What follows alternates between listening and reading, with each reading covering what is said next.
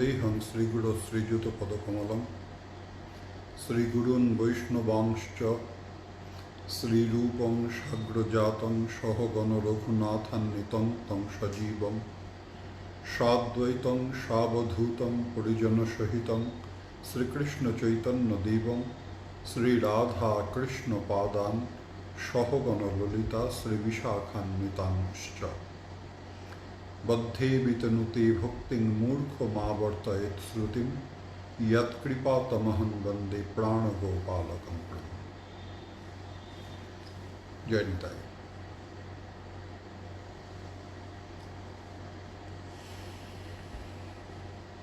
आशा करी सबाई भालो आছেন, सुरक्षित आছেন। আমরা গত কদিন ধরে প্রভু প্রাণগোপালের অতি সংক্ষিপ্ত জীবনালেখ্য আস্বাদন করছি।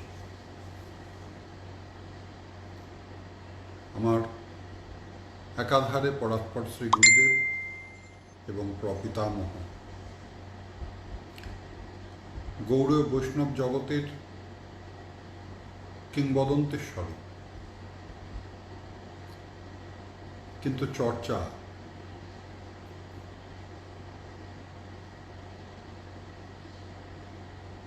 এবং অনুশীলনের অভাব,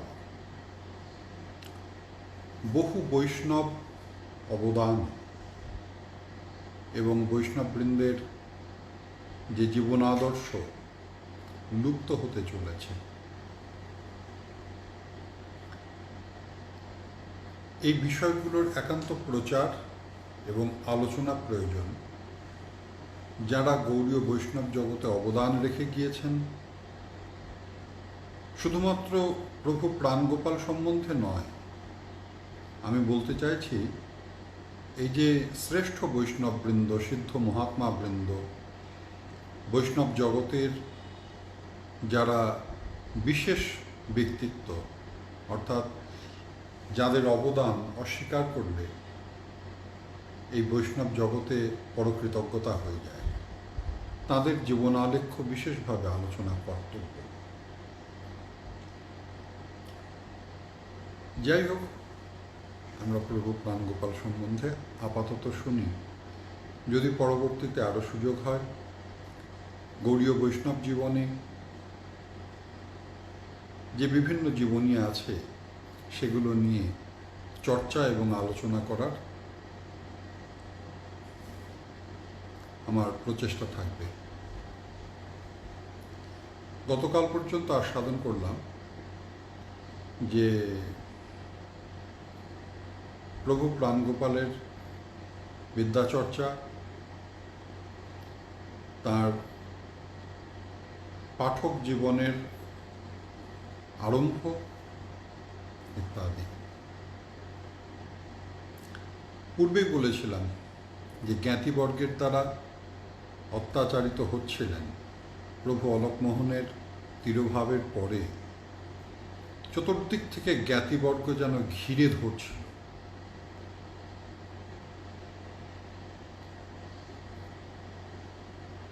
কর্তামাতা গোস্বামিনী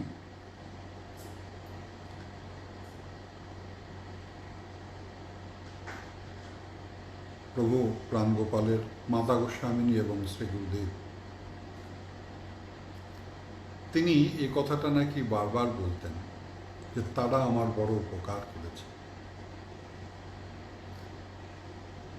একটা সময় এমন দাঁড়ালো যে বিরক্ত হয়ে কর্তামাতা গোস্বামিনী সিদ্ধান্ত নিলেন এইখানে আর থাকব না। প্রভু প্রাণগোপালের কাছে সংবাদ গেল, তিনি তখন কলকাতায় পড়াশোনা করছেন, বিবাহ তো হয়েই গিয়েছে। সংবাদ পেয়ে উনি বতুনি গ্রামে আগমন করলেন। কর্তামাতা গোস্বামিনী তার সিদ্ধান্ত জানিয়ে দিলেন, এই দেশে আর আমি থাকব না। মা, কোথায় যাব? চল নবদ্বীপে যাই। মা, ওখানে তো কাউকে চিনি না, কোথায় থাকবো? মাতা গোস্বামিনী বললেন, শোন পরাণ, গৌর সুন্দর রাজাধিরাজ, সে কাউকে কষ্টে রাখবে না। আর কিছু না হোক, নবদ্বীপে মাধুকরী বলে খাবো, এ দেশে আর থাকবো না। শ্রী গুরুচরণে অগাধ নিষ্ঠা, আজ্ঞাহি গুরুনাং ঝবিচারণায়া, রাজি হয়ে গেলেন। ঠিক আছে, চলো তাহলে। কুলের শ্রী গোপাল মূর্তি এবং পালার ঠাকুরন, একটু বলার দরকার, সম্ভবত হরিগোবিন্দ প্রভু তিনি বিবাহের পরে রাধা গোবিন্দ প্রতিষ্ঠা করেছিলেন, কোষ্ঠী পাথর নির্মিত রাধা গোবিন্দ প্রতিষ্ঠা করেছিলেন। গোবিন্দ মূর্তি কোষ্ঠী পাথরের এবং শ্রীমতী রাধারানীর মূর্তি অষ্টধাতুর। তা শ্রীকৃষ্ণ মূর্তি খণ্ডিত হয়ে যায়,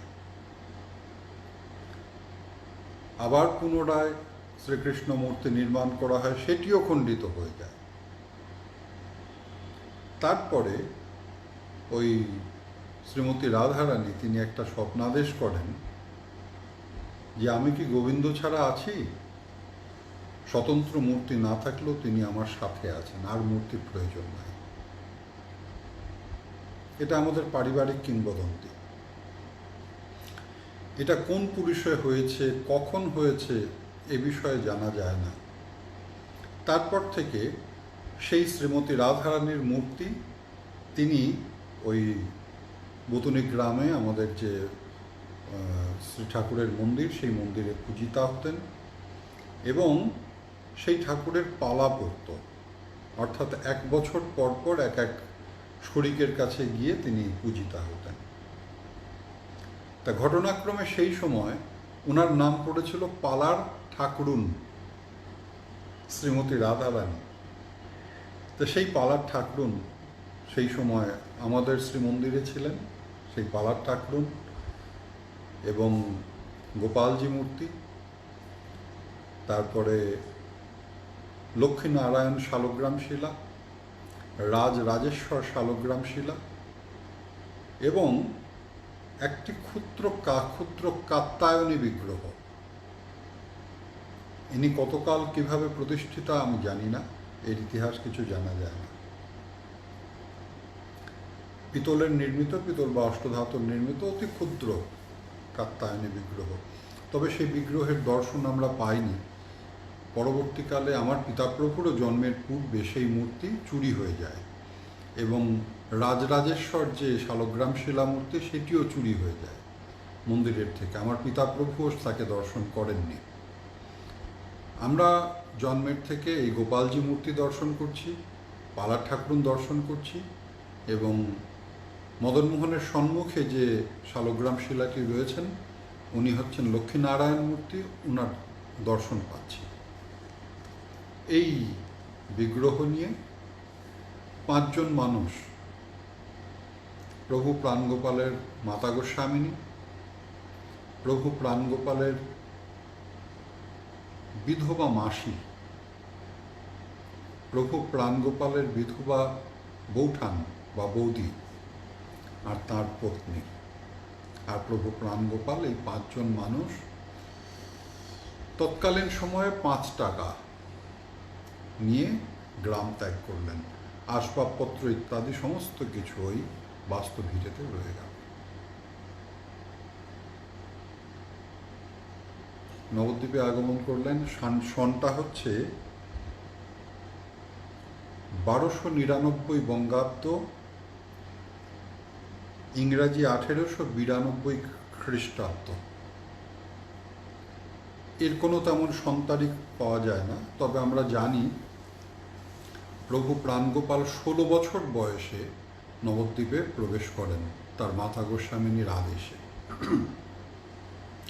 তা সুতরাং ওই ওনার আবির্ভাব যেহেতু 1283 বঙ্গাব্দে এবং 1876 খ্রিস্টাব্দে, তার থেকে 16 যোগ করলে এই বঙ্গাব্দটা আসে, 1299 বঙ্গাব্দ এবং 1892 খ্রিস্টাব্দ। কি সূত্রে কিভাবে নবদ্বীপের প্রসিদ্ধ বড় আখড়াতে গিয়ে উপস্থিত হলেন বা সেখানে ঘর ভাড়া নিয়ে থাকতে আরম্ভ করলেন, সে বিষয়ে বিশেষ জানা যায় না। হয়তো কোনো বৈষ্ণবের পূর্ব যোগসূত্র ছিল, কারণ বৈষ্ণববৃন্দের তো যাতায়াত ছিল। তা এই হলো, এইভাবে প্রভুপাদ এসে আরম্ভ করলেন। যেদিন নবদ্বীপে আগমন করলেন, দ্বিতীয় দিনেই একটা অলৌকিক ঘটনা ঘটল। নিকটবর্তী যে গঙ্গার ঘাট, তখন তো চাপকল তো ছিলই না, কুয়ো, স্নানের মানে পানীয় জল বা স্নানীয় জলের সূত্র পুকুর, আর নিকটে যেহেতু গঙ্গা, আমিও ছোটবেলায় দেখেছি যে গঙ্গা জল পান করা হতো। এখনো পর্যন্ত আমাদের মন্দিরে গঙ্গা জলই ভোগ হয় এবং গঙ্গা জল দিয়েই রান্না হয়। মদনমোহনের যে রান্না হয় ইত্যাদি সমস্ত কিছু গঙ্গা জল ব্যতিরেক হয় না। তা তখন সেটা আরও বেশি ছিল। আমরা ছোটবেলায় দেখেছি যে মানুষে স্নান করে 3-4 ঘড়া গঙ্গা জল নিয়ে রিক্সা করে বাড়ি যাচ্ছেন, বা স্নান করে মাথায় এক বিরাট কলসি গঙ্গা নিয়ে বাড়িতে যাচ্ছেন। প্রতিটি মহিলা কোমরে করে এক কলসি গঙ্গা জল নিয়ে বাড়িতে যাচ্ছেন। এটা খুব সহজ দৃশ্য ছিল, আমরা নিজেরাই দেখেছি। বিশেষ করে পানীয় জল হিসাবে গঙ্গা জল খুব মানে সকলে তাই গ্রহণ করতেন। ছোটবেলায় দেখেছি, এখন স্বাদ পাল্টে গিয়েছে। আমরা ছোটবেলাতে গঙ্গা জল পান করেছি, অত্যন্ত মিষ্টি একটা বিশেষ ঘ্রাণ ছিল গঙ্গা জলে, আর বেশ মিষ্টি স্বাদ ছিল। এটা আমরা শিশুকালে আমরাও যে গঙ্গা জল পান করেছি, আমাদের অভিজ্ঞতাতে এমনটাই দেখেছি। তো সেই গঙ্গায় যাওয়ার পথেই এই শ্রী শ্রী রাধা মদন মোহনজিউর মন্দির। তখন নবদ্বীপ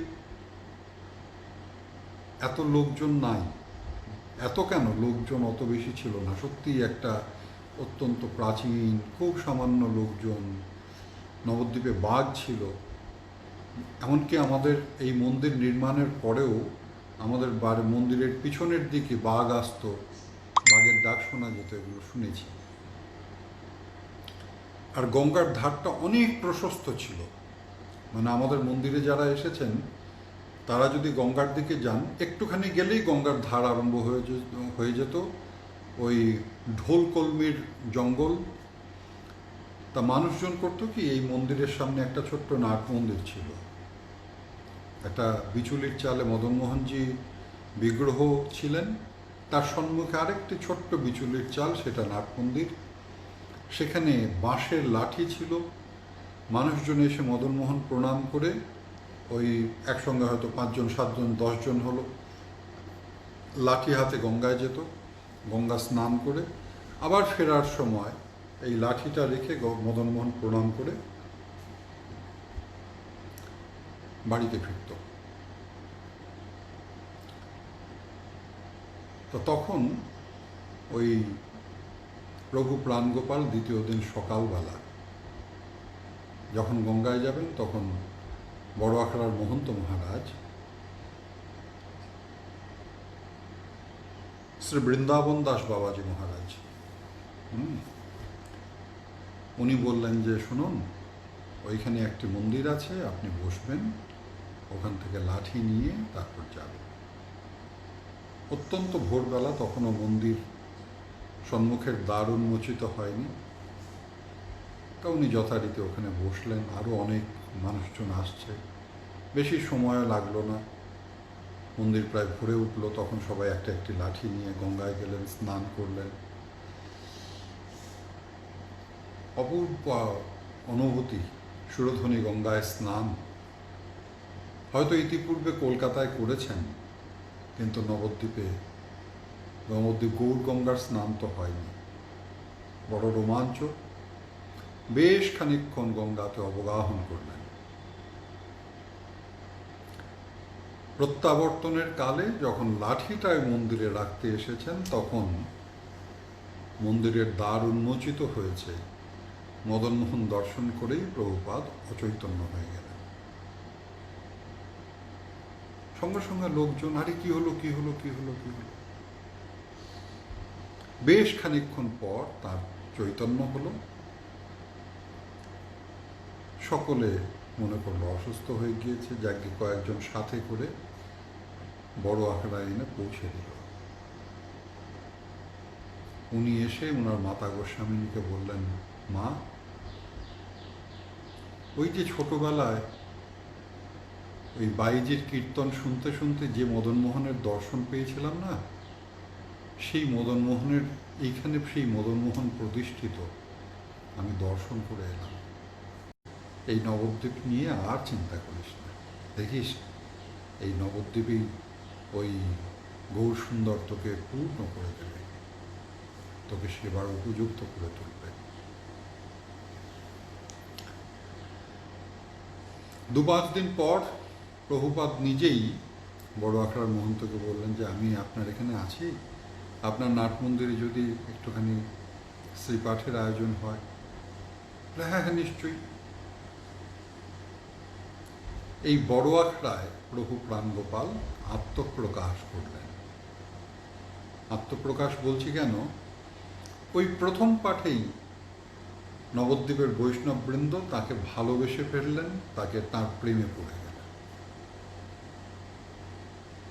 তারপরে কলকাতার আখড়া ধীরে ধীরে ধীরে ধীরে সারা নবদ্বীপে হই হই হই হই, প্রভু প্রাণগোপাল, প্রভু প্রাণগোপাল। ঠিক বছর খানেকের মাথায় হঠাৎ একদিন ওই রাধা মদন মোহনজিও সেবায় শ্রীকৃষ্ণ চৈতন্য দাস, বাবাজি নন কিন্তু, হ্যাঁ, কেউ কেউ ওনাকে বাবাজি বলে থাকেন, না বাবাজি নন, ওনার সাথে ওনার পত্নী ছিলেন, তবে গৃহী বৈষ্ণব, একদম প্রায় উদাসীনই বলা চলে।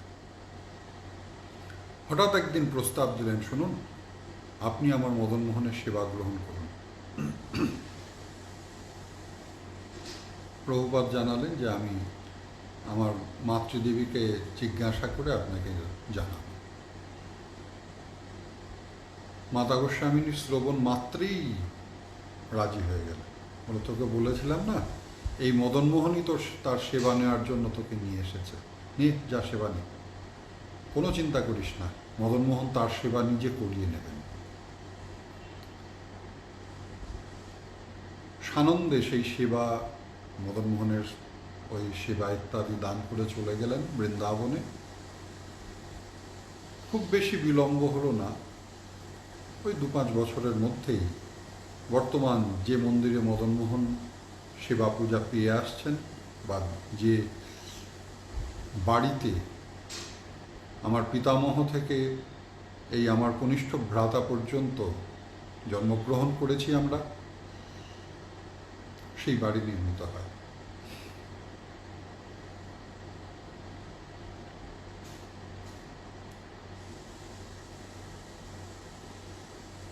কলকাতার পড়াশোনা তখনও চলছে। প্রভুপাদের বয়স তখন 22, 23, 24 এরকম কিছু একটা হবে। শোভাবাজারে থাকতেন, আর নিকটেই বিচুলি ঘাটা বলে একটা জায়গা আছে গঙ্গার তীরে।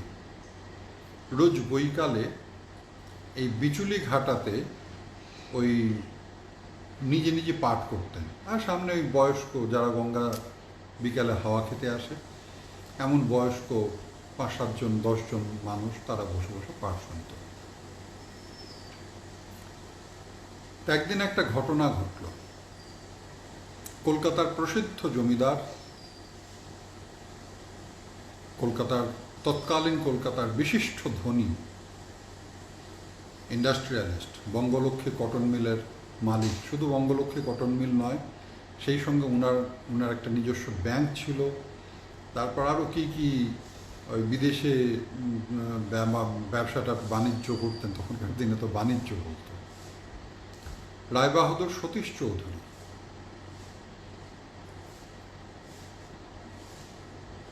উনি মাঝে মধ্যে এই গঙ্গার তীরে হাওয়া খেতে আসতেন। বিদেশি মোটর কার। উনি একটা অদ্ভুত দৃশ্য দর্শন করলেন। সূর্য অস্তাচলে যাচ্ছে, ঠিক প্রভু প্রাণগোপাল শ্রীপাঠ করছেন, তার ওই পিছনে দূর আকাশে সূর্যটা অস্তাচলে যাচ্ছে। ঠিক এমনভাবে সূর্য এবং প্রভুপাদের দেহটা এমন একটা অ্যাঙ্গেলে রয়েছে, মনে হচ্ছে যে সূর্যটা যেন প্রভুপাদের শরীরের মধ্যে ডুবে যাচ্ছে। ঠিক এমন একটা দৃশ্য দর্শন করে রায়বাহাদুর সতীশ চৌধুরী বড় রোমাঞ্চিত হলেন। কি একটা ভাবের পরিবর্তন হলো ওনার। প্রভুপাদের যখন পাঠ শেষ হলো, তখন কিন্তু ওনার বয়স যথেষ্ট, মানে রায়বাহাদুরের বয়স তখন প্রায় 50-55 এরকম। প্রভুপাদের পাঠ শেষ হলো, প্রভুপাদ গ্রন্থ নিয়ে চলে যাবেন। রায়বাহাদুর তাকে প্রণাম করলেন, প্রণাম করে বললেন, আচ্ছা আমার বাড়িতে আপনি পাঠ করবেন? প্রভুপাদ বললেন, আপনার বাড়িতে মন্দির আছে? না, আমার বাড়িতে কোনো মন্দির নাই, নাচ ঘর আছে। নাচ ঘর আছে, তা আপনি যদি পাঠ করেন আমি নাচ ঘরের ব্যবস্থা করতে পারি। প্রভুপাদ বললেন, হ্যাঁ, একটা শর্তে, যে ওই শ্রীপাঠের পরে ওই নাচ ঘরে আর কখনো এই বাইজের নাচ টাচ ইত্যাদি হবে না। আপনি যদি কথা দেন তাহলে পাঠ করব। রায়বাহাদুর রাজি হয়ে গেলেন। যথারীতি দিনক্ষণ স্থির হল। 7 দিন শ্রীপাঠ পরিবেশিত হল।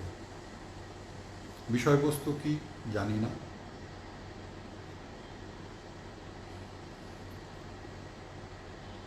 তৎকালীন কলকাতার যত বিশিষ্ট ব্যক্তি, স্যার আশুতোষ মুখার্জি, দেশবন্ধু চিত্তরঞ্জন দাস, বিভাস গঙ্গোপাধ্যায়, তারপর মেয়র সুধীন চৌধুরী, হ্যাঁ, অচল মিত্র, তারপরে এই সমস্ত যত বিশিষ্ট মানুষ, সকলে 7 দিন বিমুক্ত হয়ে বৈষ্ণব দর্শন আর সাধন করলেন। হয়তো কারো কারো ক্ষেত্রে জীবনে প্রথমবারের জন্য। এবং ওই 7 দিনেই কলকাতা শহরে প্রভু প্রাণগোপাল যেন মধ্য গগনে উদয় হল। রায়বাহাদুর দীক্ষা গ্রহণ করলেন। আরো অনেক বিশিষ্ট ব্যক্তিরা সকলে প্রভু চরণাশ্রয় করলেন। কলকাতার বিভিন্ন জায়গাতে শ্রীপাঠের ব্যবস্থা করলেন। গুণগ্রাহী তাদের ওই আলোচনাতে প্রভু প্রাণগোপাল বিষয়বস্তু হয়ে উঠলেন। প্রভুপাদের পাঠের একটা সবচাইতে বড় বৈশিষ্ট্য, এর আগেও বোধহয় কখনো বলছিলাম, যেটা উনি সৃষ্টি করে গেলেন, শ্রীপাঠের একটা নিজস্ব ধারা। ইতিপূর্বে এই যে লীলা আস্বাদন হতো, শ্রীপাঠ হতো, হ্যাঁ, কিন্তু তার মধ্যে এত বেশি ভাবাবেগ থাকতো, যাতে করে দর্শন, ফিলোসফি, বৈষ্ণব দর্শনকে খুঁজে পাওয়া খুব মুশকিল হয়ে যেত। শ্রীপাঠ ছিল শুধুমাত্র রসিক বৈষ্ণবদের জন্য। এই যে দার্শনিক ভিত্তিতে যে শ্রীপাঠের ব্যাখ্যা বা দার্শনিক ওই দৃষ্টিকোণ থেকে লীলা যত লীলা আছে, সেই লীলাগুলোর যে ওই দর্শনের আলোকে লীলাকে দেখার চেষ্টা, অনুভবের চেষ্টা, এই সমগ্র বুদ্ধিজীবী সমাজ তারা বৈষ্ণব দর্শনের প্রকৃত রস পেতে আরম্ভ করল। দেশবন্ধু চিত্তরঞ্জন দাস তখন ব্রাহ্ম সমাজের অতি বিশিষ্ট একজন সক্রিয় কর্মী।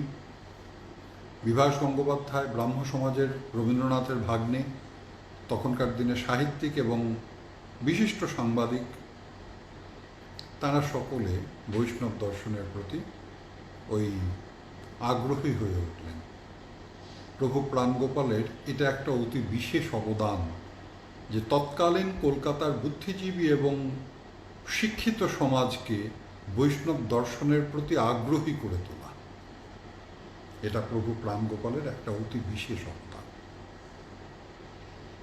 যে বিষয়টা তৎপরবর্তীকালে আমাদের হরিদাস দাসজি উনি করেছেন, ডক্টর রাধা গোবিন্দ নাথ করেছেন, প্রসিদ্ধ বৈষ্ণব রামদাস বাবাজি মহারাজ তিনি করেছেন। এই বুদ্ধিজীবী সমাজকে বৈষ্ণব দর্শনের প্রতি আগ্রহী করে তোলা, এবং উনি প্রভু প্রাণগোপাল সর্বত সাফল্য লাভ করলেন। সত্যিই কলকাতাতে বুদ্ধিজীবীদের মধ্যে বৈষ্ণব দর্শন একটা আলোচ্য বিষয় হয়ে উঠল। তারা পুরনো বস্তুকে যেন নতুনভাবে জানতে আরম্ভ করলেন। বস্তু তো আর নতুন নয়, কিন্তু তাদের দৃষ্টিতে, তাদের নিরিখে বৈষ্ণব দর্শন একটা নতুনভাবে যেন ধরা দান করল।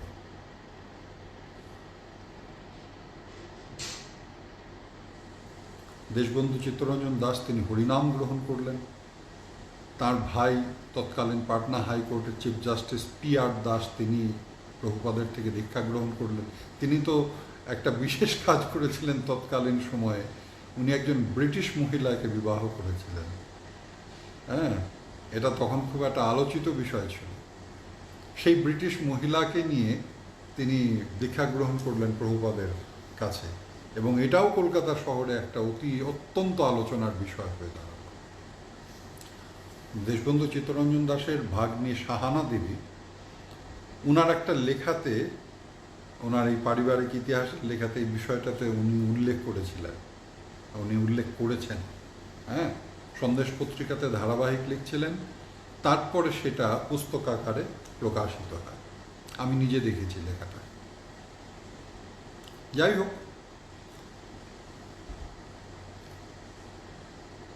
কিন্তু প্রভুপাদের চর্চা কখনো স্তব্ধ হয়নি, তার জানার আগ্রহ কখনো সমাপ্ত হয়নি। ধীরে ধীরে ধীরে ধীরে এই কলকাতা, আমাদের পশ্চিমবঙ্গ, পূর্ববঙ্গে সর্বত্র যখন প্রভু প্রাণগোপাল শ্রীপাঠে বিজয় করছেন, এমন সময় শ্রীধাম বৃন্দাবনের আবাহন। 1318 বঙ্গাব্দ, 1911 খ্রিস্টাব্দ, প্রভু প্রাণগোপাল প্রথম শ্রীধাম বৃন্দাবনের দর্শনে যাত্রা করেন। ইতিমধ্যেই বৈষ্ণববৃন্দ প্রভু প্রাণগোপাল সম্বন্ধে অবগত। তারা ওই 14 মাদল ইত্যাদি নিয়ে প্রভুপাদকে স্বাগত জানিয়ে শ্রীধাম বৃন্দাবনে নিয়ে এলেন।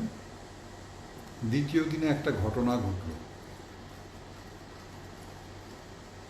প্রভু প্রাণগোপালের প্রপিতামহ প্রভুপাদ লক্ষ্মীকান্ত গোস্বামী, আমি বলেছিলাম লক্ষ্মীকান্ত প্রভু তিনি বৃন্দাবনে চলে গিয়েছিলেন এবং গোপালজির সেবা স্থাপন করেন।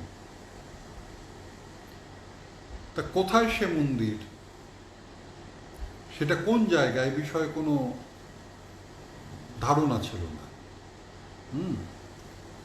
কোথায় সেই লক্ষ্মীকান্ত প্রভুর মন্দির, কোথায় সেই মন্দিরের অবস্থান, এ বিষয়ে কেউ জানত না। ওই তখনকার দিনে কেউ হয়তো গ্রামের থেকে এসে হয়তো দেখা হয়েছে, গিয়ে দেখেছি লক্ষ্মীকান্ত প্রভুকে দেখে এসেছি, এরকম কিছু হয়েছে। আর তারপর খুব অল্প বয়সে তিনি দেহরক্ষা করেন লক্ষ্মীকান্ত প্রভু। তা যাই হোক, দ্বিতীয় দিন একজন অতি বৃদ্ধ, শতাধিক বর্ষ, একজন বৃদ্ধ ব্রজবাসী ব্রাহ্মণ, সে এসে প্রভুপাদের কাছে উপস্থিত। আচ্ছা লক্ষ্মীকান্ত গোস্বামী, আপনার কেউ হয়? কোন লক্ষ্মীকান্ত গোস্বামী? বলল ঢাকার জেলা বাংলাদেশ লক্ষ্মীকান্ত গোস্বামী নিত্যানন্দ বংশ, আপনার কেউ হয়? তখন প্রভুপাদ বলেন, হ্যাঁ, উনি আমার প্রপিতামহ। তখন সেই ব্রজবাসী বললেন, তাহলে আপনি চলুন, আপনাকে আমার কিছু দেখানোর আছে। কি? তো চলুন, আপনি নিজে দেখবেন।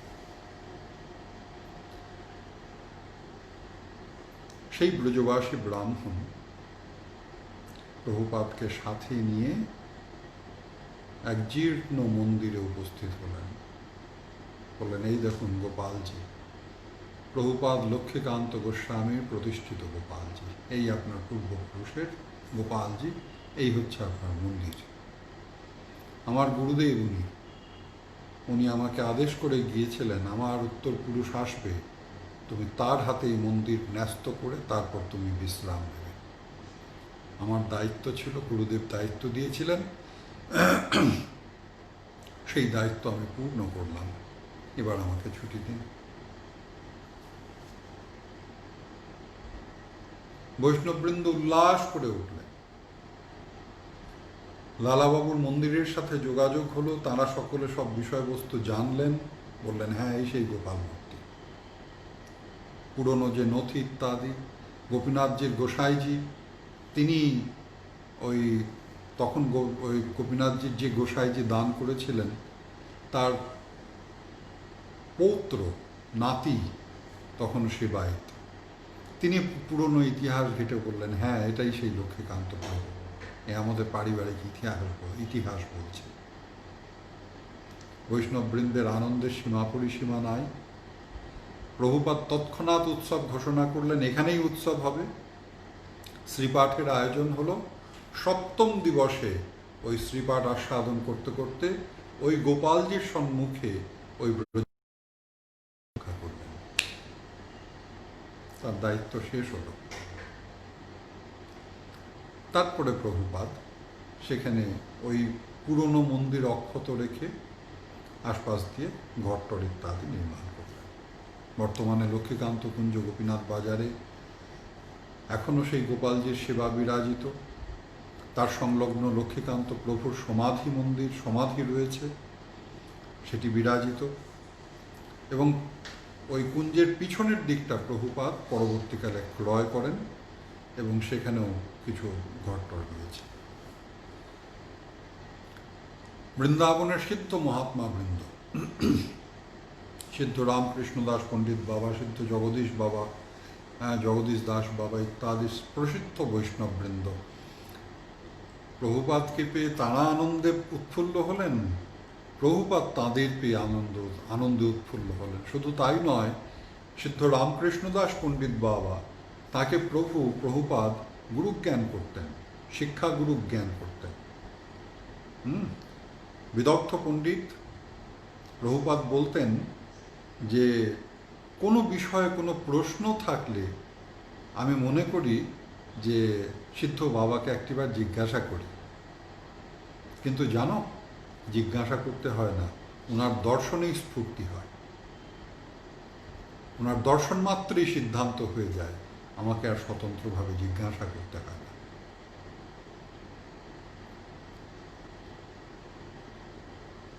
সিদ্ধ রামকৃষ্ণ দাস পণ্ডিত বাবা। বৃন্দাবনে বড় আনন্দ। শ্রী রাধাকুণ্ডে প্রভুপাদ তিনি শ্রীকৃষ্ণের দর্শন লাভ করলেন। রাজর্ষি বনমালী রায়বাহাদুর, আরও কী কী নাম, কামিনী কুমার ঘোষ, এই সমস্ত প্রসিদ্ধ বৈষ্ণববৃন্দ প্রভুপাদ একদিন ওই পরিক্রমা মার্গে গিয়ে অচৈতন্য হয়ে গেলেন। 4 দিন অচৈতন্য থাকলেন, কোনো সার নেই, কিছু নাই। যখন জ্ঞান হলো, অজহরে নয়ন জলে কাঁদতে কাঁদতে বলছেন, সে আমাকে দেখা দিয়ে কোথায় গেল।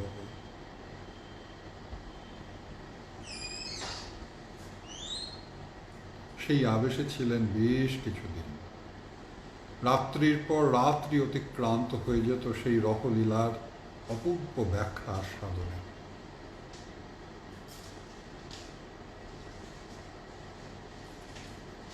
বৃন্দাবন পরিপূর্ণ 84 ক্রোশ ব্রজমণ্ডলের বৈষ্ণব বৃন্দের দর্শন, তাদের কৃপা আশীর্বাদ, তাদের ওই শুভাকাঙ্ক্ষা ইত্যাদি নিয়ে প্রত্যাবর্তন করলেন কলকাতায়। স্যার আশুতোষ মুখার্জি তখন ক্যালকাটা ইউনিভার্সিটির ভাইস চ্যান্সেলর। প্রভুপাদের এই বৈষ্ণব দর্শনের যে দার্শনিক দৃষ্টিভঙ্গি ইত্যাদি আস্বাদন করে ক্যালকাটা ইউনিভার্সিটিতে ওই বৈষ্ণব দর্শন সংস্কৃত বিভাগে এবং উপাধি পরীক্ষায় বৈষ্ণব দর্শন একটা সিলেবাস করে তিনি পাঠ্য হিসাবে প্রচলিত করলেন এবং অদ্যাবধি ওই বৈষ্ণব দর্শনের যে গ্রুপ আছে, হ্যাঁ, সেখানে প্রভুপাদের ব্যাখ্যাকৃত কৃষ্ণ সন্দর্ভ, ভক্তি সন্দর্ভ এবং প্রীতি সন্দর্ভ অবদানের সীমা পরিসীমা নাই। বিভিন্ন জায়গায় বিভিন্ন স্থানে যেখানে গিয়েছেন সেখানে এই বৈষ্ণব দর্শনের প্রচারে, বৈষ্ণব তীর্থে, লুপ্ত তীর্থ উদ্ধারে, বৈষ্ণব লুপ্ত গ্রন্থ উদ্ধারে প্রভুপাদ সর্বতোভাবে প্রচেষ্টা করে গিয়েছেন। এর মধ্যে আরেকটা ঘটনা বলি। রাধাকুণ্ডের স্থান তো রঘুনাথ দাস গোস্বামী পাদের ওই পরোয়ানা আছে, ওই বাদশার পরোয়ানা, যে এটা রঘুনাথ দাস গোস্বামী পাদের ওই স্থান। কিন্তু আভাগর স্টেটের মহারাজ তিনি হঠাৎ একটা মামলা করে দেন যে এটা দাস গোস্বামী পঞ্চায়েতের সম্পত্তি নয়, এটা আভাগর স্টেটের সম্পত্তি। মামলা আরম্ভ হলো, হাইকোর্টে গেল, মামলাতে পরাজয় প্রায় নিশ্চিত। এমন সময় সিদ্ধ রামকৃষ্ণ দাস পণ্ডিত বাবা তার কোনো ভক্তকে দিয়ে একটি টেলিগ্রাম পাঠালেন প্রভুপাদকে যে আপনি অবিলম্বে কিছু একটা করুন।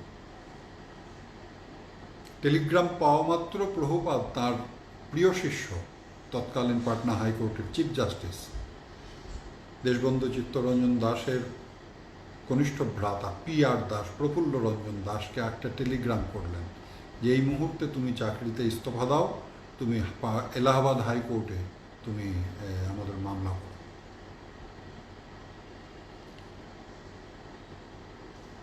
PR দাস তিনি তৎক্ষণাৎ তার রেজিগনেশন টেবিলে রেখে রাত্রের ট্রেনে এলাহাবাদে চলে গেলেন পাটনা থেকে। এজলাসে যখন উপস্থিত হলেন, জজ সাহেব উঠে দাঁড়িয়েছে, ইংরেজ জজ। উনি বললেন, আমি চিফ জাস্টিস নই হাইকোর্টের, আমি এখানে ব্যারিস্টার, আমি মামলা করতে এসেছি। দীর্ঘ 1 মাস উনি মামলা করে সিদ্ধান্ত করে এই মানে শ্রী রাধাকুণ্ড, শ্যামকুণ্ড এবং তৎসংলগ্ন যে কুণ্ড ইত্যাদি বা জমি ইত্যাদি, এগুলি যে রাধাকুণ্ড পঞ্চায়েতের সম্পত্তি, সেই পক্ষে সিদ্ধান্ত গ্রহণ করে তিনি প্রত্যাবর্তন করলেন। অদ্যাবধি ওই রাধাকুণ্ড সংস্কারে দেখবেন রাধাকুণ্ড এবং শ্যামকুণ্ডের যে সঙ্গম আছে, ওই সিঁড়ি দিয়ে নামতে গেলে সঙ্গমেই দেখবেন ডান দিকে লাল পাথরে সেই প্রস্তরখণ্ড এখনও বিরাজিত, সেখানে লেখা আছে এই সংস্কার বিষয়ক কথা। সন্ত দাসজি, নিম্বার্ক সম্প্রদায়, কাঠিয়া বাবা, তিনি হঠাৎ বললেন, কোথায় সিদ্ধান্ত প্রকাশ করলেন যে এই রাধাকৃষ্ণের মিলিত তনু শ্রী গৌরসুন্দর নন। সম্প্রদায়ের সকলে প্রভুপাদের কাছে আবেদন জানাল, আরে তো গৌর স্বরূপই নস্যাৎ হয়ে যায়, তাহলে পরে সিদ্ধান্ত নিয়ে বসতে হয়। তৎক্ষণাৎ চললেন, সম্ভবত বৃন্দাবন ধামে এই সিদ্ধান্ত হয়েছিল, আলোচনা হয়েছিল। বিতর্কে সন্ত দাস যে তিনি স্বীকার করেন যে হ্যাঁ, আমার এই সিদ্ধান্তগুলো ভুল হয়েছে, এবং লিখে দেন প্রভু প্রাণগোপাল চরিতামৃত কণাতে সন্ত দাসজির সেই লিখিত যেটা সিদ্ধান্ত, সেটা সেই ছবি দেয়া আছে, এটা কোনো মৌখিক কথা না। অজস্র ঘটনা আমি এখন সব স্মরণ করতে পারছি না। যেমন রাসবিহারী বসু কলকাতাতে 60 নম্বর গ্রে স্ট্রিটে সকলের স্বাধীনতা সংগ্রামীরা আলোচনা করছেন। প্রভুপাদ বললেন, কি নিয়ে আলোচনা করছো? দেশবন্ধু বললেন যে, প্রভু, বিপ্লবী রাসবিহারী বোস, ব্রিটিশ সরকার তাকে একদম ভীষণভাবে চাইছে, খুঁজে বেড়াচ্ছে। চন্দননগর রেল গোডাউনে সে আত্মগোপন করে আছে, কিন্তু মনে হয় ব্রিটিশ সরকার আক্রমণ করতে পারে। তখন চন্দননগর ফরাসি উপনিবেশ, তো তার একটা আত্মগোপনের, আমার মন্দিরে পাঠিয়ে দাও। খবরদার, ব্রিটিশ সরকার যদি একটু অনুমান করতে পারে তাহলে পরে কিন্তু আপনার মন্দির একদম মাটিতে মিশিয়ে দিয়ে চলে যাবে। প্রভুপাদ একটা উত্তর দিয়েছিলেন, প্রভু বলবা আদেশও করবা, দুইটা তো হয় না, উয়ারে পাঠায়া দাও। ঘরে বসে উনি একদম বিশুদ্ধ ঢাকাই বাঙালি কথা বলতেন, বিশেষ করে অন্তরঙ্গ জনেদের সাথে। শ্রীপাঠে কিন্তু উনি অত্যন্ত সমৃদ্ধ সাহিত্যপূর্ণ ভাষণ রাখতেন। রাসবিহারী বসু তিনি একদম বিশুদ্ধ ভজনশীল বৈষ্ণব বেশে, একদম মস্তক মুন্ডন করে, ওই শিখা ইত্যাদি ধারণ করে, তিলক স্বরূপ মালা স্বরূপ ধারণ করে, বহির্বাস করে আমাদের মন্দিরে উপস্থিত। জানতেন একমাত্র আমার পিতামহতে। প্রভুপাদ ঘোষণা করলেন, এ অত্যন্ত উৎকট ভজন করে, ভজন আনন্দ বৈষ্ণব, কেউ যেন এর কাছে যাবে না, কেউ যেন এর সাথে কথা বলতে যাবে না, এ সারাটা দিন ভজন করবে। সংবাদ আসত প্রভুপাদের কাছে। প্রভুপাদ সেই সংবাদ আমার পিতামহদেব, অর্থাৎ ওনার জ্যেষ্ঠ পুত্র প্রভুপাদ যদুগোপাল গোস্বামী, তার হাতে দিয়ে সংবাদ প্রেরণ করতেন। 14 দিন এখানে অবস্থান করেন এবং তারপরে নবদ্বীপ থেকে ওই বাংলাদেশের উপর দিয়ে রেঙ্গুন দিয়ে উনি একদম স্থায়ীভাবে জাপানে চলে যান। তারপরে আর কখনো ভারতে ফিরে আসেননি। গ্রন্থ প্রণয়ন, দার্শনিক গ্রন্থের প্রতি উনার একটা, এই দর্শনকে জাগ্রত করতে হবে। রসগ্রন্থ তো করেছেনই, যেমন মাধুর্য কাদম্বিনী, তারপরে সংকল্প কল্পদ্রুম ইত্যাদি গ্রন্থ প্রণয়ন যেমন করেছেন, তেমনি এই উজ্জ্বল নীলমণি কিরণ, ভক্তিরসামৃত সিন্ধু বিন্দু এগুলিও করেছেন। তার অতি বিশেষ অবদান হচ্ছে সন্দর্ভ। প্রখ্যাত সাহিত্যিক শ্রী নৃসিংহপ্রসাদ ভাদুরী মহাশয় ওনার সম্বন্ধে যে শ্রদ্ধাঞ্জলি অর্পণ করেছিলেন পত্রিকাতে, তো সেখানে উনি লিখেছিলেন, সান্দর্ভিক প্রভু প্রাণগোপাল, সান্দর্ভিক প্রভু প্রাণগোপাল। আমি আর্টিকেলটা দিয়েছিলাম এবছর নিত্যানন্দ ত্রয়োদশীতে, ওই সিলেট থেকে যে একটা সুভিনিয়ার ছাপা হয়, তার মধ্যে এই প্রবন্ধটা আছে, সান্দর্ভিক প্রভু প্রাণগোপাল। শ্রীকৃষ্ণ সন্দর্ভ, ভক্তি সন্দর্ভ এবং প্রীতি সন্দর্ভের ওই ব্যাখ্যা করেন প্রভু প্রাণগোপাল। ইতিপূর্বে এই জিনিসটা ছিল না। চৈতন্য চরিতামৃত গ্রন্থ প্রণয়ন করতে আরম্ভ করেন, আদি সমাপ্ত হল, প্রিন্ট আউট প্রায় কমপ্লিট, মধ্যের পাণ্ডুলিপি প্রস্তুত। এমন সময় তাঁর অনুশিষ্য প্রসিদ্ধ গৌর বিষয়ক আলোচক এবং লেখক ডক্টর রাধা গোবিন্দনাথ, কুমিল্লা ভিক্টোরিয়া কলেজের প্রিন্সিপাল, ওনার অনুশিষ্য অর্থাৎ ওনার শিষ্যের শিষ্য, উনি আশীর্বাদ নিতে আসেন যে আপনি আশীর্বাদ নিতে এসেছি, আমি চৈতন্য চরিতামৃত গ্রন্থ আমি ব্যাখ্যা করতে চাই, আপনি আশীর্বাদ করুন। প্রভুপাদ অত্যন্ত উল্লসিত হলেন, বলিনি তুই আমার নাতি, তুই এর থেকে আনন্দের আর কি থাকতে পারে। প্রাণকৃষ্ণ দত্ত প্রভুপাদের অন্যতম শ্রেষ্ঠ শিষ্য এবং ছাত্র, মধ্যের পাণ্ডুলিপিটা দিয়ে দাও। প্রাণকৃষ্ণ দত্তের রাজি নয়, এই পাওয়া যাচ্ছে না ইত্যাদি ইত্যাদি ইত্যাদি। কিন্তু প্রভুপাদ জোর করে সেই মধ্যের পাণ্ডুলিপি দিলেন, আদির পাণ্ডুলিপি দিলেন এবং নির্দেশ দিলেন যে আদি ছাপা হয়েছে বটে, সেটা যেন বার না করা হয়, আমার নাতির গ্রন্থ জগতে প্রচার লাভ করো। কত স্নেহ করেছেন, কত স্নেহ করেছেন এই যারা যারা বৈষ্ণব দর্শনে। এবং একথা একটু অত্যুক্তি হবে না, এই বিশুদ্ধ গৌড়ীয় নিয়ে যারা আলোচনা করেছেন, শুধু গৌড় এবং গৌড়ীয়, আমাদের গোস্বামী বৃন্দ তারা শ্রীমদ্ ভাগবত নিয়ে আলোচনা করেছেন, অন্যান্য বিষয় নিয়ে আলোচনা করেছেন, কিন্তু শুধু গৌড় এবং গৌড়ীয় নিয়ে যারা আলোচনা করেছেন তাদের মধ্যে অন্যতম ডক্টর রাধা গোবিন্দনাথ। তার শ্রী চৈতন্য চরিতামৃতের ব্যাখ্যা, শ্রী চৈতন্য ভাগবতের ব্যাখ্যা, তার এক অনন্য সৃষ্টি গৌড়ীয় বৈষ্ণব দর্শন,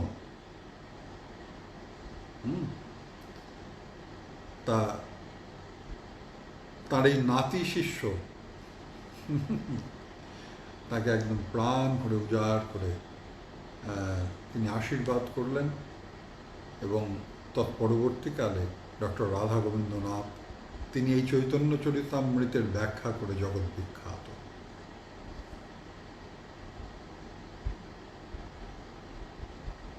শ্রীধাম বৃন্দাবনে তাঁর সহধর্মিনী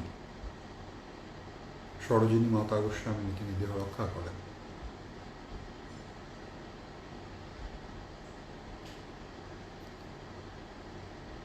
তারপরে শ্রীধাম নবদ্বীপে তাঁর মাতা গোস্বামী এবং শ্রী গুরুদেব তিনি দেহ রক্ষা করেন।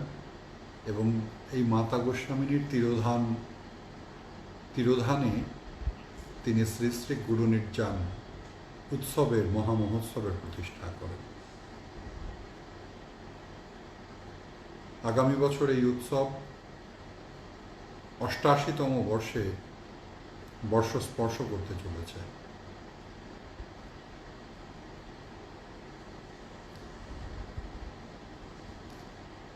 তার অবদানের কথা বলে শেষ করা যাবে না, সব আমার স্মরণেও আসছে না এখনই।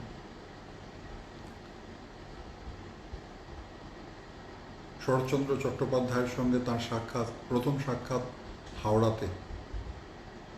শ্রীপাঠ শুনে শরৎচন্দ্র বলেছিলেন, প্রভু এত কেটে ছেটে আমরা যে সাহিত্য সৃষ্টি করি, আপনি তো ব্যাসাসনে বসে অনর্গল করে চলেছেন। আপনার প্রতিদিনের শ্রীপাঠ এক একটা দার্শনিক গ্রন্থ। সেই প্রেমপূর্ণ সম্বন্ধ বহুদিন প্রভুপাদের আমৃত্যু ছিল।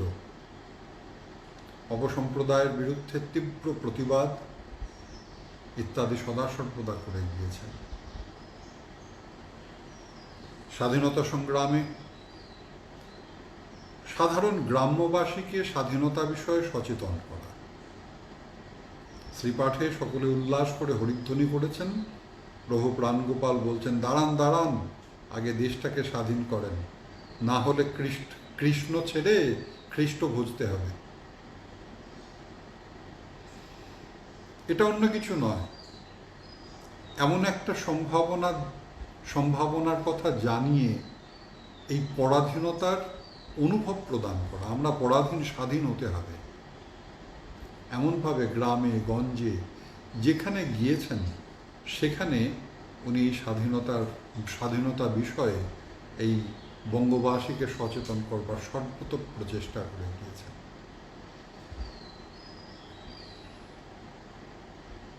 29শে জ্যৈষ্ঠ 1348 বঙ্গাব্দ, 12ই জুন 1941 খ্রিস্টাব্দ বৃহস্পতিবার, আষাঢ়ী কৃষ্ণ তৃতীয়া তিথিতে শ্রীধাম নবদ্বীপে এই শ্রী শ্রী রাধা মদন মোহনজির অঙ্গনে প্রভু প্রাণগোপালের দেহান্ত।